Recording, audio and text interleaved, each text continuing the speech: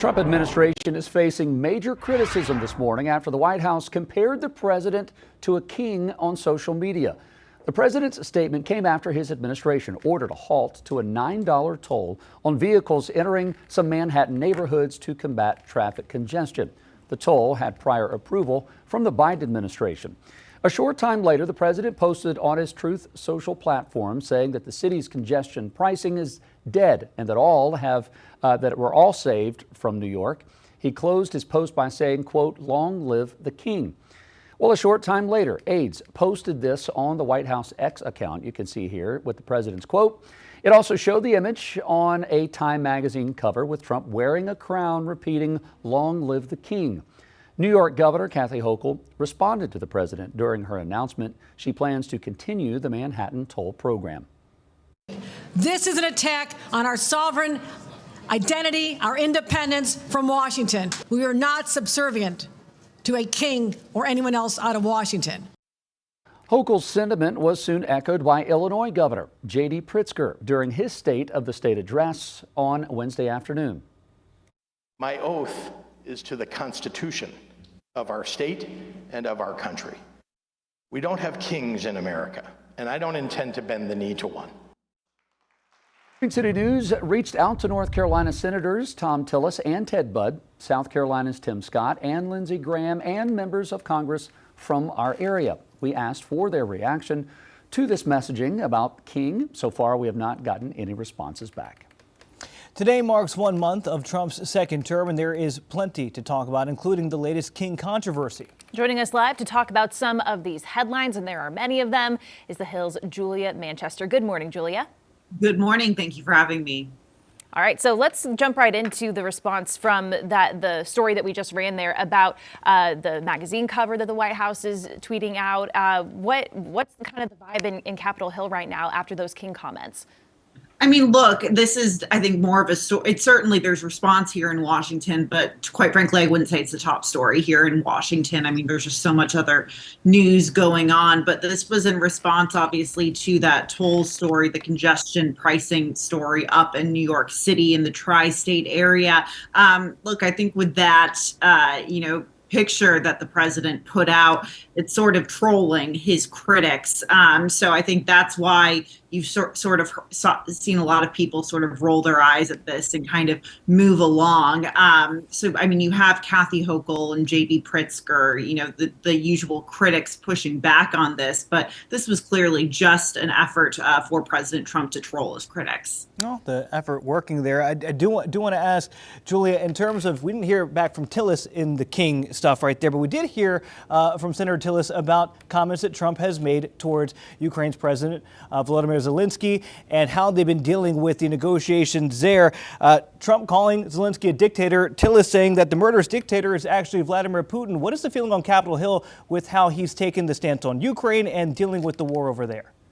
Well, there's certainly a divide among Republicans on this, and you not only have senators like Tom Tillis coming to President Trump's, or defending Ukrainian President Volodymyr Zelensky. You also have South Carolina Senator Lindsey Graham speaking with Zelensky last night. We saw that the Ukrainian president posted on X about his conversation with Lindsey Graham. We know that Lindsey Graham has been a very staunch supporter of Ukraine. So it is notable to see a lot of these Republican senators reaching out to Ukraine and, coming to Ukraine's defense amid the attacks from President Trump. It's emblematic of the divide within the Republican Party on American aid and, help going towards Ukraine. There are some Republicans who think President Trump has gone too far in this rhetoric, calling Zelensky a dictator and calling him a dictator, who is essentially referring to the fact that Ukraine has been under martial law during wartime and there haven't been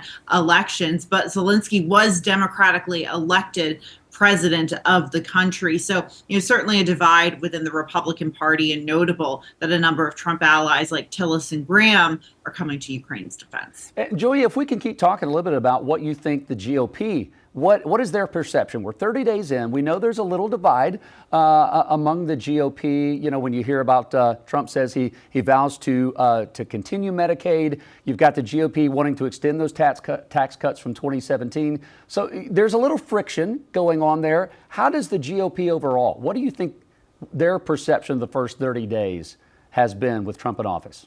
I think overall it's been a very positive reception. I think a lot of Republicans are generally happy with the actions President Trump has taken, in particular to cutting down the size of the federal government and what Trump would say is cutting down the bloat of the federal government. But there are still some underlying concerns, underlying divides on some of these issues. On the cutting down of the federal government through DOGE, the Department of Government Efficiency. In general, yes, the idea of DOGE and cutting down the size of government is very popular with conservatives and Republicans. But there are concerns among a lot of Republicans that the cuts may go too far and it could negatively impact Republicans back in their home states, their home congressional districts, for example, negatively going forward. So there's that, factor playing into it. When it comes to the potential cuts to Medicaid, for example, that's, referring to the budget resolution that the House recently put forward and President Trump seemed or appeared to endorse